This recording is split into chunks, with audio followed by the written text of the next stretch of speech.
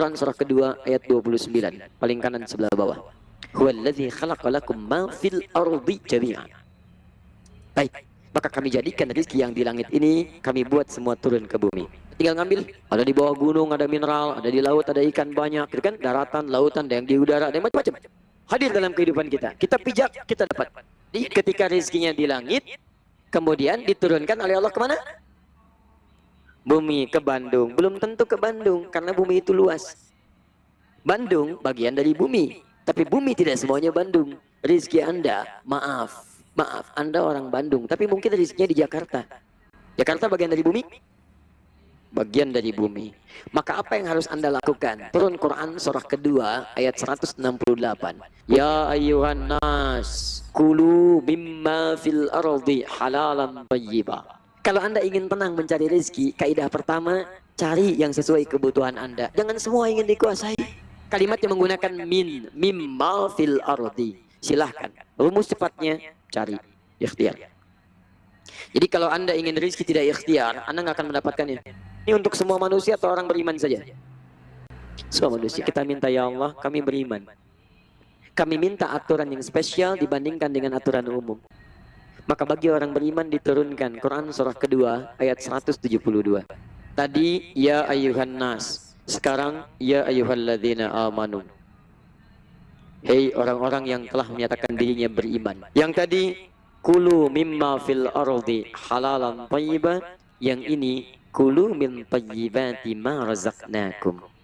Masya Allah. Satu, cara bacanya dari belakang. Ma razaqnakum. Untuk orang beriman, kami yang siapkan rezekinya, bukan kamu yang terlampau lelah mendapatinya. Lihat baik-baik. Cara bacanya ma razaqnakum. Awalkan dulu. Kami telah siapkan rezeki untukmu, bukan kamu yang terlampau lelah untuk mendapatinya. Jadi kalau Anda benar-benar beriman kepada Allah, rezeki Anda akan dimudahkan. Tapi kalau Anda merasa beriman rezekinya sulit, coba cek, mungkin turunan dari iman ini yang belum Anda kerjakan. Kalau Anda kesulitan mendapatkan rezeki, bukan Anda kurang pintar. Gelar Anda sudah banyak. Kenapa Anda belum mendapatkan itu semua? Bukan karena kurang pintar, teman-teman. Mungkin Anda kurang iman. Mungkin Anda kurang sholat. Mungkin Anda kurang berbuat taat. Pada yang pertama, halalnya disebut. Pada yang kedua, halal tidak disebut. Pertama, ya ayuhan nasu, kulu mimma fil ardi halalan thayyibah. Yang ini, ya ayyuhalladzina amanu, kulu min thayyibati. Halalnya dibuang. Kenapa kalimat halal dibuang ketika ditunjuk pada yang beriman? Karena karakter orang beriman, imannya akan otomatis mengarahkan dia pada yang halal. Jadi kalau Anda merasa beriman kepada Allah, kemudian Anda mencari yang haram, ada yang salah di iman Anda. Mohon maaf, Anda menyatakan diri beriman, tapi korupsi juga. Anda menyatakan diri beriman, mencuri juga. Ada yang salah di iman Anda. Karena orang beriman itu tidak akan menyentuh yang haram, otomatis imannya membawa kepada yang halal. Kalau sudah seperti itu, bedanya dalam kalimat thayyib. Yang satu, thayyibnya satu, thayyibah, tunggal, mufrad. Nakirah, mufrad. Yang kedua, thayyibat, jama'. Kata thayyib bila disebutkan dalam bahasa Arab, itu tidak melulu menunjuk pada kuantitas, tapi kualitas. Kualitas dalam rezeki disebut berkah, keberkahan, berkah. Jadi kalau Anda mencari tanpa iman, kalaupun kelihatan banyak, tapi dalam pandangan Allah thayyiban, cuman satu. Kalaupun rekeningnya banyak, ya Masya Allah. Bukan cuma rekeningnya, isinya juga banyak. Ya bank ini sekian, bank ini sekian, bank ini sekian. Tapi tetap, karena tidak dicari dengan iman, mencarinya hanya dengan nafsu saja, tidak dengan iman. Dalam pandangan Allah thayyib. Karena thayyib cuma satu, karena satu masih merasa sedikit, akhirnya nggak pernah merasa cukup. Cari lagi, cari lagi, cari lagi. Berangkat gelap, pulang gelap. Yang paling hebat, di rekening harta sudah miliaran, kedudukan sudah tinggi, masih korupsi juga. Apa yang mau dicari? Padahal kalau hitungan kita kelihatan banyak, tapi kok tidak bernilai? Barangkali bukan karena tidak punya, barangkali lemah ini. Bukan kurang kaya, kurang iman. Itu poinnya. Jadi kalau orang beriman itu mohon izin beda dengan yang ini. Anda cari tanpa iman, dapatnya kelihatan banyak, tapi tidak tenang hidup Anda.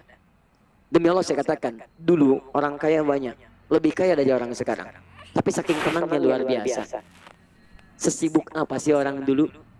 Sibuknya luar biasa. Tapi teman-teman masih sempat tahajud sampai khatam Quran malamnya. Padahal paginya bisa ekspor impor, tapi tidak bisa meninggalkan ibadah sunnahnya. Tidak bisa meninggalkan ibadah sunnahnya. Salat sunnah masih dikerjakan, Al-Quran masih dibacakan, malah masih sempat tahajud. Antum tuh kurang apa?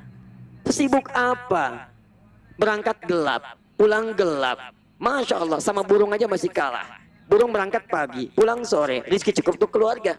Antum berangkat gelap, pulang gelap, berangkat anak tidur, pulang anak tidur. Capek nyari ini nyari itu, tapi kok nggak cukup-cukup? Apa sih yang mau dicari? Dulu orang-orang sahabat Nabi, bahkan saya kasih contoh Utsman aja lah paling gampang. Radhiyallahu ta'ala anhu, sahabat Nabi, sangat dekat dengan Nabi. Istrinya, putri Nabi, dua malah, nikah satu, meninggal, nikah lagi dengan satu lagi. Kemudian disayang oleh Nabi, sangat tawadhu, sangat pemalu. Saking pemalunya malaikat Jibril turun, kata Nabi, malu kepada Utsman. Yang paling hebat, maaf, kata Nabi, masuk surga tanpa hisab.